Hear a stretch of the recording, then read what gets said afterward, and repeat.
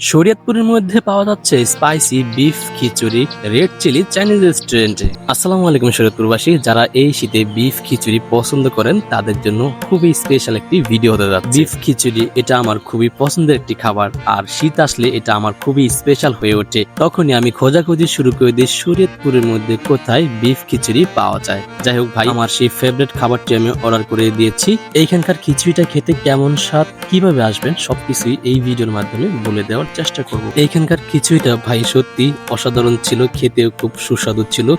এখানে আমাকে দিয়েছে গরুর মাংস, তার সাথে দিয়েছে এক পিস আলু আর সালাদ।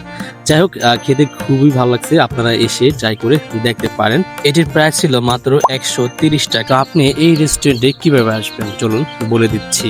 এইখানে আসার লোকেশন হচ্ছে শরীয়তপুর জেলার সখীপুর থানার যে বাংলার বাজার ব্রিজ আছে, সেই ব্রিজের পূর্ব পাশে অবস্থিত রেড চিলি চাইনিজ রেস্টুরেন্টে। এইখানে আসলে পেয়ে যাবেন তাদের হাতে বানানো স্পেশাল স্পাইসি বিফ খিচুড়ি।